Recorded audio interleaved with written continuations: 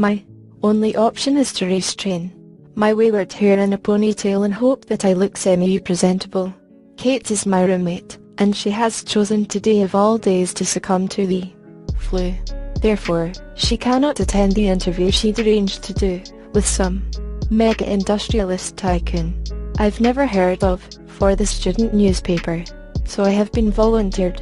I have final exams to cram for one essay to finish, and I'm supposed to be working this afternoon, but no. Today I have to drive 165 miles to downtown Seattle in order to meet the enigmatic CEO of Grey Enterprises Holdings Incorporated as an exceptional entrepreneur and major benefactor of our university. His time is extraordinarily precious, much more precious than mine, but he has granted Kate an interview. A real coup, she tells me. Damn her extracurricular activities. Kate is huddled on the couch in the living room. Anna, I'm sorry. It took me 9 months to get this interview. It will take another 6 to reschedule, and we'll both have graduated by then. As the editor, I can't blow this off. Please, Kate begs me in her rasping, sore throat voice. How does she do it? Even ill, she looks gamine and gorgeous, strawberry blonde hair in place and green eyes bright, although now red-rimmed and runny. I ignore my pang of unwelcome sympathy. Of course I'll go, Kate. You should get back to bed. Would you like some NyQuil? Or Tylenol? NyQuil, please. Here are the questions in my mini disc recorder. Just press record here. Make notes. I'll transcribe it all. I know nothing about him, I murmur, trying and failing to suppress. Get back to bed. I made you some soup to heat up later. I stare at her fondly. Only for you, Kate, would I do this? I will. Good luck. And thanks, Anna, as usual. You're my lifesaver. Gathering my satchel, I smile wryly at her, then head out the door to the car. I cannot believe I have let Kate talk me into this. But then Kate can talk anyone into anything. She'll make an exceptional journalist.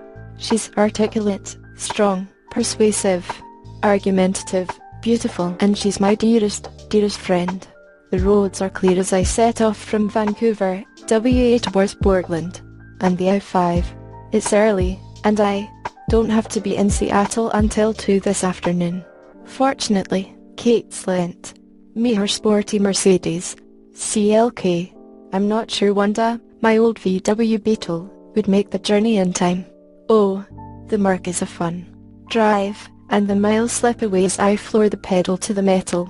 My destination is the headquarters of Mr. Gray's global enterprise.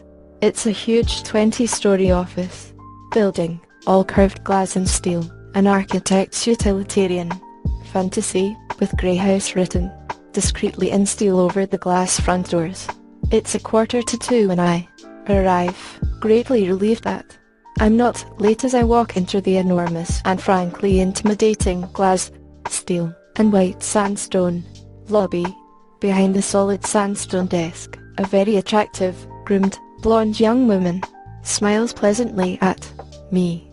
She's wearing the sharpest charcoal suit jacket and white shirt I have ever seen.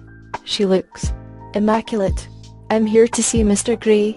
Anastasia Steele for Catherine Kavanagh. Excuse me one moment, Miss Steele. She arches her eyebrows slightly as I stand self-consciously before her. I am beginning to wish I'd borrowed one of Kate's formal blazers rather than wear my navy blue jacket. I have made an effort and worn my one and only skirt, my sensible brown knee-length boots and a blue sweater. For me, this is smart. I tuck one of the escaped tendrils of my hair behind my ears. I pretend she doesn't intimidate me. Miss Kavanagh is expected. Please sign in here, Miss Steele. You'll want the last elevator on the right. Press for the 20th floor. She smiles kindly at me, amused no doubt, as I sign in. She hands me a security pass that has visitor very firmly stamped on the front. I can't help my smirk. Surely it's obvious that I'm just visiting. I don't fit in here at all. Nothing changes, I inwardly say. Thanking her, I walk over to the bank of elevators past the 2 security men who are both far more smartly dressed than I am in their well-cut black suits. The elevator whisks me with terminal velocity to the 20th floor. The doors slide open, and I'm in another large lobby, again all glass, steel, and white sandstone. I'm confronted by another desk of sandstone and another young blonde woman dressed impeccably in black and white, who rises to greet me. "Miss Steele, could you wait here, please?" She points to a seated area of white leather chairs. Behind the leather chairs is a spacious glass-walled meeting room with an equally spacious dark wood table and at least 20 matching chairs around it. Beyond that, there is a floor-to-ceiling window with a view of the Seattle skyline that looks out through the city toward the Sound. It's a stunning vista, and I'm momentarily paralyzed by the view. Wow. I sit down, fish the questions from my satchel, and go through them inwardly, cursing Kate for not providing me with a brief biography. I know nothing about this man I'm about to interview. He could be 90 or he could be 30. The uncertainty is galling, and my nerves resurface, making me fidget. I've never been comfortable with one-on-one interviews, preferring the anonymity of a group discussion where I can sit inconspicuously at the back of the room. To be honest, I prefer my own company, reading a classic British novel, curled up in a chair in the campus library, not sitting, twitching nervously in a colossal glass and stone edifice. I roll my eyes at myself. Get a grip, Steele. Judging from the building, which is too clinical and modern, I guess Gray is in his 40s, fit, tanned, and fair-haired to match the rest of the personnel. Another elegant, flawlessly dressed blonde comes out of a large door to the right. What is it with all the immaculate blondes? It's like Stepford here. Taking a deep breath, I stand up. "Miss Steele?" the latest blonde asks. "Yes," I croak, and clear my throat. "Yes." There, that sounded more confident. "Mr. Gray will see you in a moment. May I take your jacket?" "Oh please." I struggle out of the jacket. "Have you been offered any refreshment?" No. "Oh dear." Is blonde number 1 in trouble? Blonde number 2 frowns and eyes the young woman at the desk. "Would you like tea, coffee, water?" she asks, turning her attention back to me. "A glass of water, thank you," I murmur. "Olivia, please fetch Miss Steele a glass of water." Her voice is stern. Olivia scoots up immediately and scurries to a door on the other side of the foyer. "My apologies, Miss Steele. Olivia is our new intern. Please be seated. Mr. Gray will be another 5 minutes." Olivia returns with a glass of iced water. "Here you go, Miss Steele." "Thank you." Blonde number 2 marches over to the large desk, her heels clicking and echoing on the sandstone floor. She sits down, and they both continue their work. Perhaps Mr. Gray insists on all his employees being blonde. I'm wondering idly if that's legal, when the office door opens and a tall, elegantly dressed, attractive African-American man with short dreads exits. I have definitely worn the wrong clothes. He turns and says through the door, "Golf this week, Gray?" I don't hear the reply. He turns, sees me, and smiles, his dark eyes crinkling at the corners. Olivia has jumped up and called the elevator. She seems to excel at jumping from her seat. She's more nervous than me. "Good afternoon, ladies," he says as he departs through the sliding door. "Mr. Gray will see you now, Miss Steele. Do go through," blonde number 2 says. I stand rather shackily, trying to suppress my nerves. Gathering up my satchel, I abandon my glass of water and make my way to the partially open door. "You don't need to knock, just go in." She smiles kindly. I push open the door and stumble through, tripping over my own feet, and falling head first into the office. Double crap me and my 2 left feet. I am on my hands and knees in the doorway to Mr. Gray's office, and gentle hands are around me helping me to stand. I'm so embarrassed, damn my clumsiness. I have to steel myself to glance up. Holy cow, he's so young. Miss Kavanagh. He extends a long-fingered hand to me once I'm upright. I'm Christian Grey. Are you alright? Would you like to sit? So young and attractive, very attractive. He's tall, dressed in a fine grey suit, white shirt, and black tie with unruly dark copper-coloured hair and intense, bright grey eyes that regard me shrewdly. It takes a moment for me to find my voice. Actually, I mutter, if this guy is over 30 then I'm a monkey's uncle.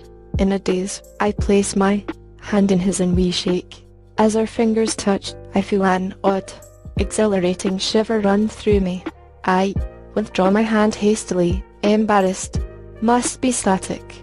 I blink rapidly, my eyelids matching my heart rate. Miss Kavanagh is indisposed, so she sent me. I hope you don't mind, Mr. Grey. And you are? His voice is warm, possibly amused, but it's difficult to tell from his impassive expression. He looks mildly interested, but above all, polite. Anastasia Steele. I'm studying English literature with Kate, Catherine, Miss Kavanagh at Washington State. I see, he says simply. I think I see the ghost of a smile in his expression, but I'm not sure. Would you like to sit? He waves me toward a white leather buttoned L-shaped couch. His office is way too big for just one man. In front of the floor-to-ceiling windows, there's a huge, modern dark-wood desk that 6 people could comfortably eat around. It matches the coffee table by the couch.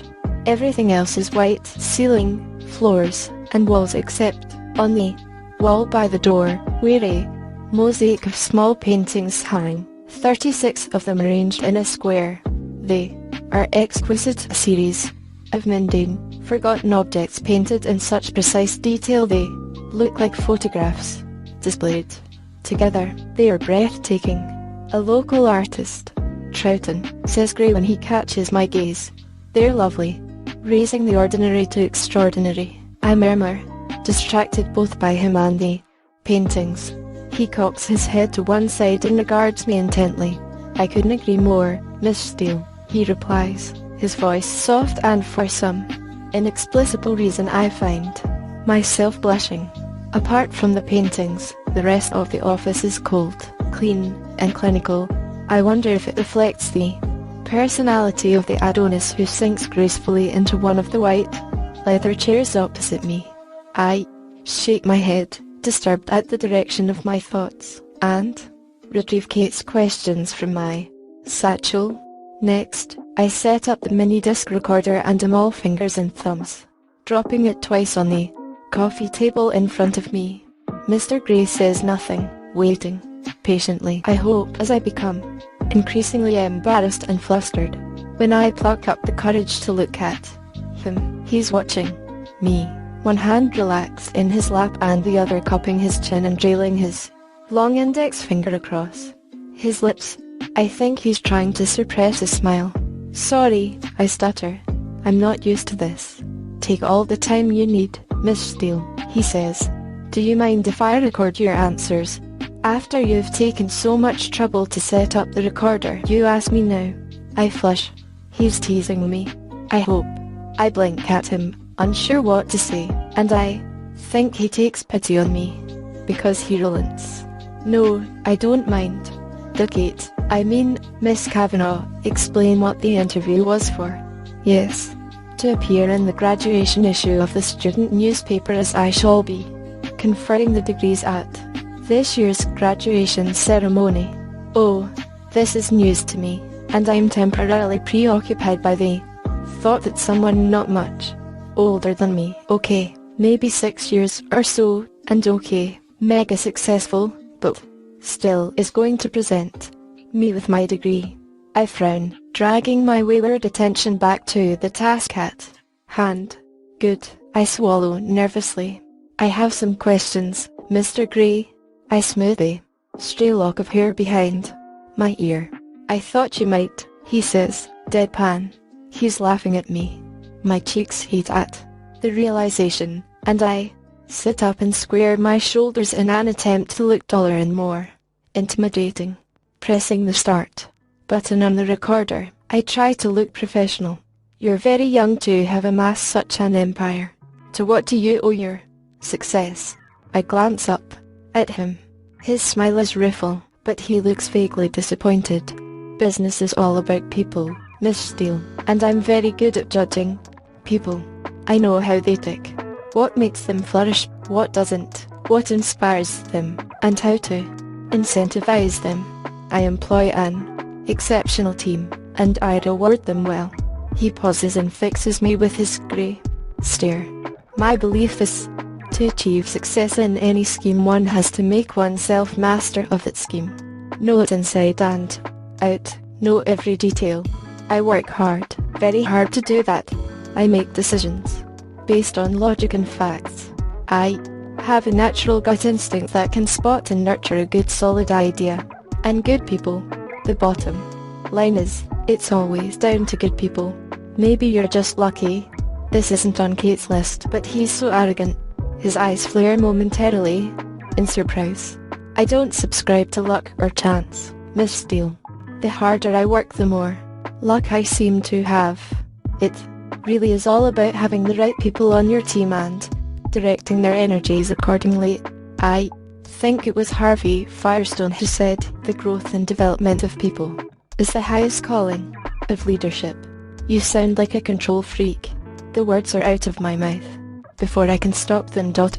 I exercise control in all things, Miss Steele, he says without a trace of humor in his smile. I look at him, and he holds my gaze steadily, impassive. My heartbeat quickens, and my face flushes again. Why does he have such an unnerving effect on me? His overwhelming good looks? Maybe. The way his eyes blaze at me. The way he strokes his index finger against his lower lip. I wish he'd stop doing that. Besides, immense power is acquired by assuring yourself and your secret reveries that you were born to control things, he continues, his voice soft. Do you feel that you have immense power? Control freak. I employ over 40,000 people, Miss Steele. That gives me a certain sense of responsibility, power, if you will. If I were to decide I was no longer interested in the telecommunications business and sell up, 20,000 people would struggle to make their mortgage payments after a month or so. My mouth drops open. I am staggered by his lack of humility. Don't you have a board to answer to? I ask, disgusted. I own my company. I don't have to answer to a board. He raises an eyebrow at me. I flush. Of course, I would know this if I had done some research. But holy crap, he's so arrogant. I change tack. And do you have any interests outside your work? I have varied interests, Miss Steele. A ghost of a smile touches his lips. Very varied.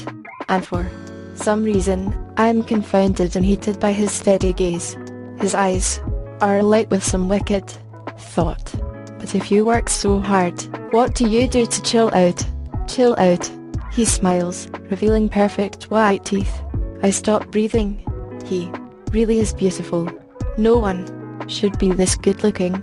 Well, to chill out, as you put it, I sail, I fly, I indulge in various physical pursuits.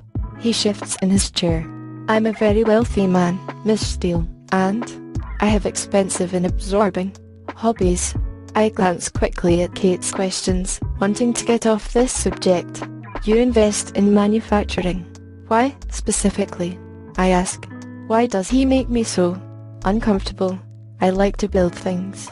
I like to know how things work, what makes things tick, how to construct and deconstruct. And I have a love of ships. What can I say? That sounds like your heart talking rather than logic and facts. His mouth quirks up, and he stares appraisingly at me. Possibly. Though there are people who'd say I don't have a heart. Why would they say that? Because they know me well. His lip curls in a wry smile. Would your friends say you're easy to get to know? And I regret the question. As soon as I say it, it's not on Kate's list. I'm a very private person, Miss Steele. I go a long way to protect my privacy. I don't often give interviews. He trails off. Why did you agree to do this one? Because I'm a benefactor of the university, and for all intents and purposes, I couldn't get Miss Kavanaugh off my back. She badgered and badgered my PR people, and I admire that kind of tenacity. I know how tenacious Kate can be. That's why I'm sitting here squirming uncomfortably under his penetrating gaze, when I should be studying for my exams. You also invest in farming technologies. Why are you interested in this area? We can't eat money, Miss Steele, and there are too many people on this planet who don't have enough to eat. That sounds very philanthropic. Is it something you feel passionately about? Feeding the world's poor. He shrugs, very non-committal. It's shrewd business, he murmurs, though I think he's being disingenuous. It doesn't make sense, feeding the world's poor. I can't see the financial benefits of this, only the virtue of the ideal. I glance at the next question, confused by his attitude. Do you have a philosophy? If so, what is it? I don't have a philosophy as such. Maybe a guiding principle, Carnegie's. A man who acquires the ability to take full possession of his own mind may take possession of anything else to which he is justly entitled. I'm very singular, driven. I like control of myself and those around me. So you want to possess things. You are a control freak. I want to deserve to possess them, but yes, bottom line, I do. You sound like the ultimate consumer. He smiles, but the smile doesn't touch his eyes.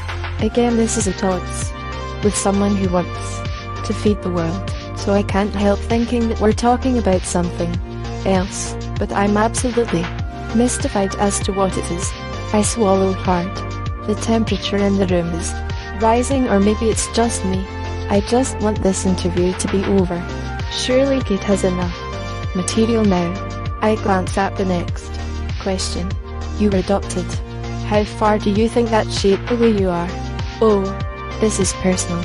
I stare at him, hoping he's not offended. His brow furrows. I have no way of knowing. My interest is piqued. How old were you when you were adopted? That's a matter of public record, Miss Steele. His tone is stern. I flush. Again. Crap. Yes, of course. If I'd known I was doing this interview, I would have done some research. I move on quickly. You've had to sacrifice a family life for your work. That's not a question. He's terse. Sorry. I squirm, and he's made me feel like an errant child. I try again. Have you had to sacrifice a family life for your work? I have a family. I have a brother and a sister and 2 loving parents. I'm not interested in extending my family beyond that. Are you gay, Mr. Gray? He inhales sharply, and I cringe, mortified. Crap. Why didn't I employ some kind of filter before I read this straight out? How can I tell him I'm just reading the questions? Damn Kate and her curiosity. No, Anastasia, I'm not. He raises his eyebrows, a cool gleam in his eyes. He does not look pleased. I apologize. It's written here. It's the first time he said my name. My heartbeat has accelerated, and my cheeks are heating up again. Nervously, I tuck my loosened hair behind my ear. He cocks his head to one side. These aren't your own questions. The blood drains from my head. Oh no, air. No. Kate, Miss Kavanaugh, she compiled the questions. Are you colleagues on the student paper? Oh crap. I have nothing to do with the student paper. It's their extracurricular activity, not mine. My face is aflame. No, she's my roommate. He rubs his chin in quiet deliberation. His grey eyes are praising me. Did you volunteer to do this interview? He asks, his voice deadly quiet. Hang on, he's supposed to be interviewing whom? His eyes burn into me, and I'm compelled to answer with the truth. I was drafted. She's not well. My voice is weak and apologetic. That explains a great deal. There's a knock at the door, and blonde number 2 enters. Mr. Gray, forgive me for interrupting, but your next meeting is in 2 minutes. We're not finished here, Andrea. Please cancel my next meeting.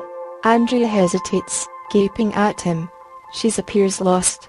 He turns his head slowly to face her and raises his eyebrows. She flushes bright pink. Oh good. It's not just me. Very well, Mr. Gray, she mutters, then exits. He frowns and turns his attention back to me. Where were we, Miss Steele? Oh, we're back to Miss Steele. Now, please don't let me keep you from anything. I want to know about you. I think that's only fair. His grey eyes are alight with curiosity. Double crap. Where's he going with this? He places his elbows on the arms of the chair and steeples his fingers in front of his mouth. His mouth is very distracting. I swallow. There's not much to know, I say, flushing again. What are your plans after you graduate? I shrug, thrown by his interest. Come to Seattle with Kate, find a place, find a job. I haven't really thought beyond my finals. I haven't made any plans, Mr. Gray. I just need to get through my final exams, which I should be studying for now rather than sitting in your palatial, swanky, sterile office, feeling uncomfortable under your penetrating gaze. We run an excellent internship program here, he says quietly. I raise my eyebrows in surprise. Is he offering me a job? Oh, I'll bear that in mind, I murmur, completely confounded, though I'm not sure I'd fit in here.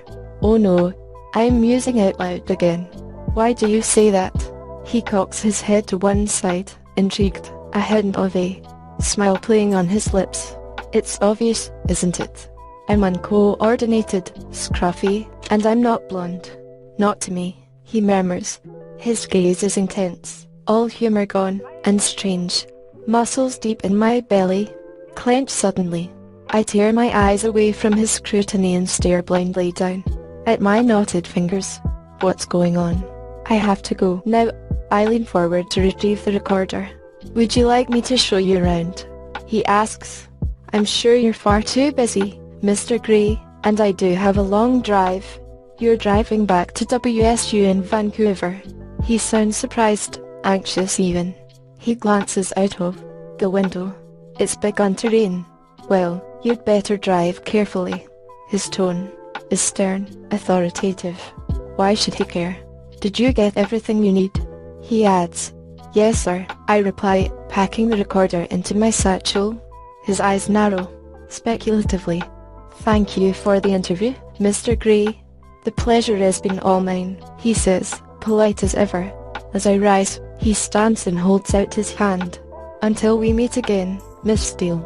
And it sounds like a challenge, or a threat. I'm not sure which.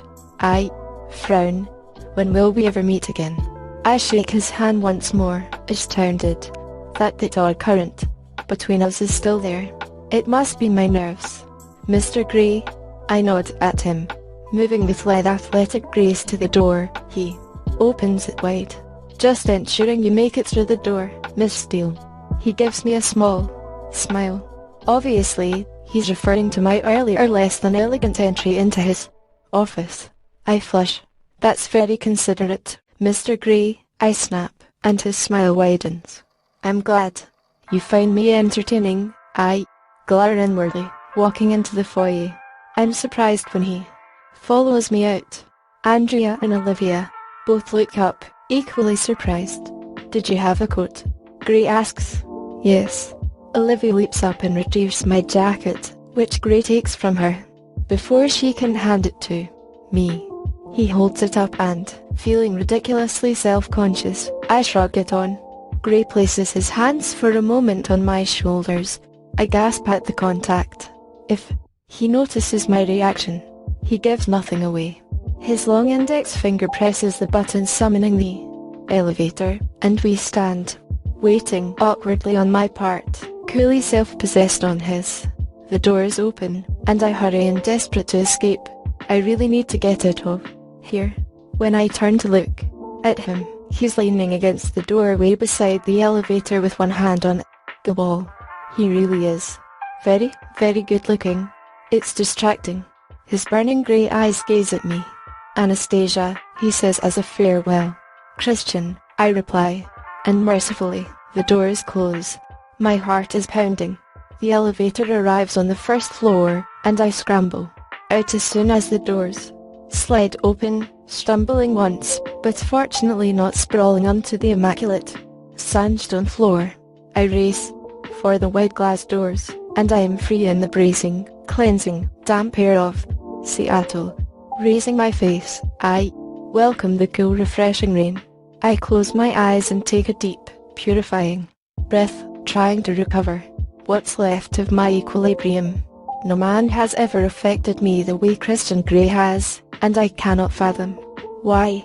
Is it his looks, his civility, wealth, power? I don't understand my irrational reaction. I breathe an enormous sigh of relief. What in heaven's name was that all about? Leaning against one of the steel pillars of the building, I valiantly attempt to calm down and gather my thoughts. I shake my head. Holy crap, what was that? My heart steadies to its regular rhythm, and I can breathe normally again. I head for the car. As I leave the city limits behind, I begin to feel foolish and embarrassed as I replay the interview in my mind. Surely, I'm overreacting to something that's imaginary. Okay, so he's very attractive, confident, commanding, at ease with himself, but on the flip side, he's arrogant, and for all his impeccable manners, he's autocratic and cold. Well, on the surface, an involuntary shiver runs down my spine. He may be arrogant, but then he has a right to be. He's accomplished so much at such a young age. He doesn't suffer fools gladly, but why should he? Again, I'm irritated that Kate didn't give me a brief biography. While cruising along the I-5, my mind continues to wander. I'm truly perplexed as to what makes someone so driven to succeed. Some of his answers were so cryptic, as if he had a hidden agenda. And Kate's questions, the adoption and asking him if he was gay. I shudder. I can't believe I said that. Ground, swallow me up now. Every time I think of that question in the future, I will cringe with embarrassment. Damn Catherine Kavanagh. I check the speedometer. I'm driving more cautiously than I would on any other occasion. And I know it's a memory of two penetrating grey eyes gazing at me, and a stern voice telling me to drive carefully. Shaking my head, I realize that Grey's more like a man double his age. Forget it, Anna, I scold myself. I decide that all in all, it's been a very interesting experience, but I shouldn't dwell on it. Put it behind you. I never have to see him again. I'm immediately cheered by the thought. I switch on the MP3 player and turn the volume up loud, sit back, and listen to thumping indie rock music as I press down on the accelerator. As I hit the 1 to 5, I realize I can drive as fast as I want. We live in a small community of duplex apartments in Vancouver, Washington, close to the Vancouver campus of WSU. I'm lucky Kate's parents bought the place for her, and I pay peanuts for rent. It's been home for 4 years now. As I pull up outside, I know Kate is going to want a blow-by-blow account, and she is tenacious. Well, at least she has the mini disc. Hopefully I won't have to elaborate much beyond what was said during the interview. Anna, you're back. Kate sits in our living area, surrounded by books. She's clearly been studying for finals, though she's still in her pink flannel pajamas decorated with cute little rabbits, the ones she reserves for the aftermath of breaking up with boyfriends, for assorted illnesses, and for general moody depression. She bounds up to me and hugs me hard. I was beginning to worry. I expected you back sooner. Oh, I thought I made good time considering the interview ran over. I wave the mini disc recorder at her. Anna, thank you so much for doing this. I owe you, I know. How was it? What was he like? Oh no, here we go. The Catherine Kavanagh Inquisition. I struggle to answer her question. What can I say? I'm glad it's over, and I don't have to see him again. He was rather intimidating, you know. I shrug. He's very focused, intense even, and young. Really young. Kate gazes innocently at me. I frown at her. Don't you look so innocent? Why didn't you give me a biography? He made me feel like such an idiot for skimping on basic research. Kate clamps a hand to her mouth. Geez, Anna, I'm sorry, I didn't think. I huff. Mostly he was courteous, formal, slightly stuffy, like he's old before his time. He doesn't talk like a man of 20-something. How old is he anyway? 27. Geez, Anna, I'm sorry. I should have briefed you, but I was in such a panic. Let me have the mini disc, and I'll start transcribing the interview. You look better. Did you eat your soup? I ask, keen to change the subject. Yes, and it was delicious as usual. I'm feeling much better. She smiles at me. In gratitude, I check my watch. I have to run. I can still make my shift at Clayton's. Anna, you'll be exhausted. I'll be fine. I'll see you later. I've worked at Clayton's since I started at WSU. It's the largest independent hardware store in the Portland area, and over the 4 years I've worked here, I've come to know a little bit about most everything we sell, although ironically, I'm crap at any DIY. I leave all that to my dad. I'm much more of a curl up with a book in a comfy chair by the fire kind of girl. I'm glad I can make my shift, as it gives me something to focus on that isn't Christian Grey. We're busy. It's the start of the summer season, and folks are redecorating their homes. Mrs. Clayton is pleased to see me. Anna, I thought you weren't going to make it today. My appointment didn't take as long as I thought. I can do a couple of hours. I'm real pleased to see you. She sends me to the storeroom to start restocking shelves, and I'm soon absorbed in the task. When I arrive home later, Catherine is wearing headphones and working on her laptop. Her nose is still pink, but she has her teeth into a story, so she's concentrating and typing furiously. I'm thoroughly drained, exhausted by the long drive, the grueling interview, and by being rushed off my feet at Clayton's. I slump onto the couch, thinking about the essay I have to finish and all the studying I haven't done today because I was holed up with him. You've got some good stuff here, Anna.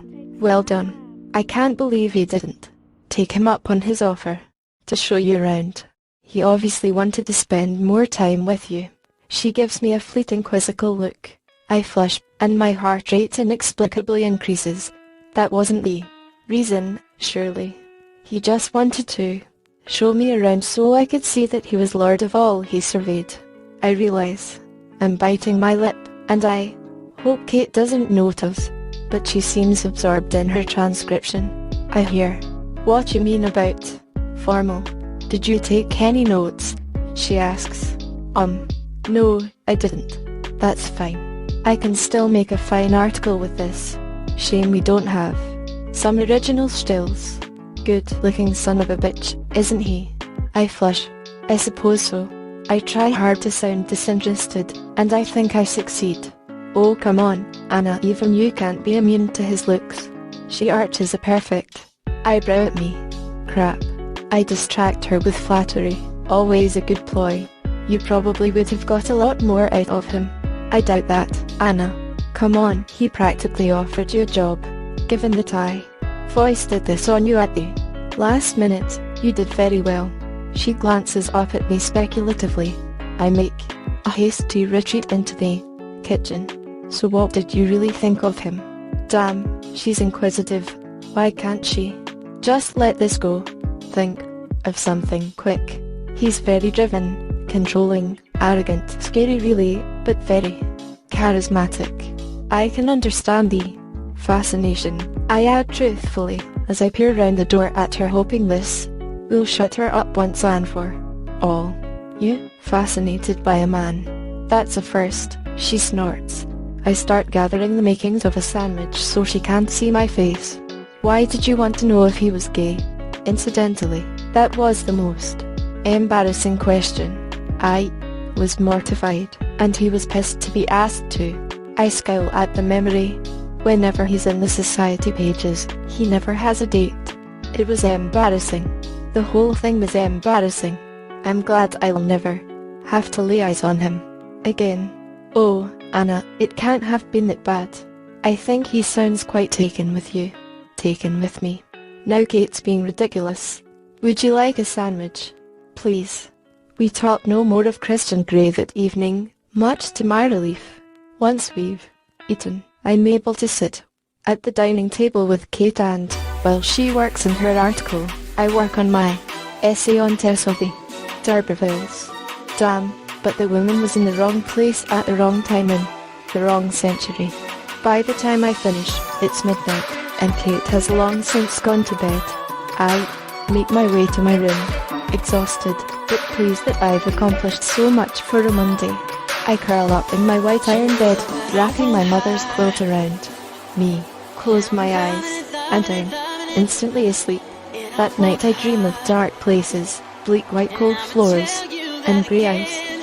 For the rest of the week, I throw myself into my studies and my job at Clayton's. Kate is busy too, compiling her last edition of her student magazine before she has to relinquish it to the new editor, while also cramming for her finals. By Wednesday, she's much better, and I no longer have to endure the sight of her pink flannel with too many rabbits PJS. I call my mom and Georgia to check on her, but also so she can wish me luck for my final exams. She proceeds to tell me about her latest venture into candle making. My mother's all about new business ventures. Fundamentally, she is bored and wants something to occupy her time, but she has the attention span of a goldfish. It'll be something new next week. She worries me. I hope she hasn't mortgaged the house to finance this latest scheme, and I hope that Bob, her relatively new but much older husband, is keeping an eye on her now that I'm no longer there. He does seem a lot more grounded than husband number 3. How are things with you, Anna? For a moment, I hesitate, and I have Mom's full attention. I'm fine. Anna, have you met someone? Wow, how does she do that? The excitement in her voice is palpable. No, Mom, it's nothing. You'll be the first to know if I do. Anna, you really need to get out more. Honey, you worry me. Mom, I'm fine. How's Bob? As ever, distraction is the best policy. Later that evening, I call Ray, my stepdad, Mom's husband number 2, the man I consider my father, and the man whose name I bear. It's a brief conversation. In fact, it's not so much a conversation as a one-sided series of grunts in response to my gentle coaxing. Ray is not a talker, but he's still alive. He's still watching soccer on TV and going bowling and fly fishing or making furniture when he's not. Ray is a skilled carpenter, and the reason I know the difference between a hook and a handsaw all seems well with him. Friday night, Kate and I are debating what to do with the evening. We want some time out from our studies, from our work, and from student newspapers when the doorbell rings. Standing on our doorstep is my good friend Jose, clutching a bottle of champagne. Jose, great to see you. I give him a quick hug. Come in. Jose is the first person I met when I arrived at WSU, looking as lost and lonely as I did. We recognized a kindred spirit in each of us that day, and we've been friends ever since. Not only do we share a sense of humor, but we discovered that both Ray and Jose Sr. were in the same army unit together. As a result, our fathers have become firm friends too. Jose is studying engineering and is the first in his family to make it to college. He's pretty damn bright, but his real passion is photography. Jose has a great eye for a good picture. I have news. He grins, his dark eyes twinkling. Don't tell me you've managed not to get kicked out for another week. I tease, and he scowls playfully at me. The Portland Place Gallery is going to exhibit my photos next month. That's amazing. Congratulations. Delighted for him. I hug him again. Kate beams at him too. Way to go, Jose. I should put this in the paper. Nothing like last minute editorial changes on a Friday evening. She grins. Let's celebrate. I want you to come to the opening. Jose looks intently at me. I flush. Both of you, of course, he adds. glancing nervously at Kate. Jose and I are good friends, but I know deep down inside, he'd like to be more. He's cute and funny, but he's just not for me. He's more like the brother I never had. Catherine often teases me that I'm missing the need a boyfriend gene, but the truth is I just haven't met anyone, well, whom I'm attracted to, even though part of me longs for those trembling knees. Heart in my mouth, butterflies in my belly, sleepless nights. Sometimes I wonder if there's something wrong with me. Perhaps I've spent too long in the company of my literary romantic heroes, and consequently my ideals and expectations are far too high. But in reality, nobody's ever made me feel like that. Until very recently, the unwelcome, still small voice of my subconscious whispers, "No." I banish the thought immediately. I am not going there, not after that painful interview. Are you gay, Mr. Grey? I wince at the memory. I know I've dreamt about him most nights since then, but that's just to purge the awful experience from my system, surely. I watch Jose open the bottle of champagne. He's tall, and in his jeans and t-shirt he's all shoulders and muscles, tan skin, dark hair and burning dark eyes. Yes, Jose is pretty hot, but I think he's finally getting the message. We're just friends. The cork makes its loud pop, and Jose looks up and smiles. Saturday at the store is a nightmare. We are besieged by do-it-yourselfers, wanting to spruce up their homes. Mr. and Mrs. Clayton, John and Patrick, the two other part-timers, and I are all rushed off our feet. But there's a lull around lunchtime, and Mrs. Clayton asks me to check on some orders while I'm sitting behind the counter at the till, discreetly eating my bagel. I'm engrossed in the task, checking catalogue numbers against the items we need and the items we've ordered, eyes flicking from the order book to the computer screen, and back as I check the entries. Match. Then, for some reason, I glance up, and find myself locked in the bold grey gaze of Christian Grey, who's standing at the counter, staring at me intently. Heart failure. Miss Steele. What a pleasant surprise. His gaze is unwavering and intense. Holy crap. What the hell is he doing here, looking all tousled hair and outdoorsy in his cream chunky knit sweater, jeans, and walking boots? I think my mouth has popped open, and I can't locate my brain or my voice. Mr. Grey, I whisper, because that's all I can manage.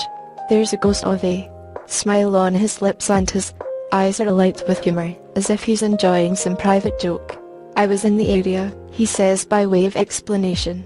I need to stock up on a few things. It's a pleasure to see you again, Miss Steele. His voice is warm and husky, like dark melted chocolate, fudge caramel, or something. I shake my head to gather my wits.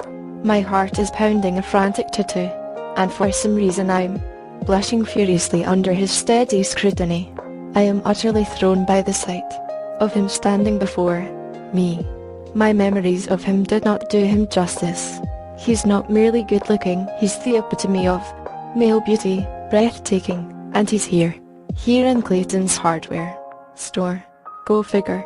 Finally my cognitive functions are restored and reconnected with the rest of my body. Anna. My name's Anna, I mutter. What can I help you with, Mr. Grey? He smiles, and again it's like he's privy to some big secret. It is so disconcerting. Taking a deep breath, I put on my professional I've worked in this shop for years facade. I can do this. There are a few items I need. To start with, I'd like some cable ties, he murmurs, his grey eyes cool, but amused. Cable ties. We stock various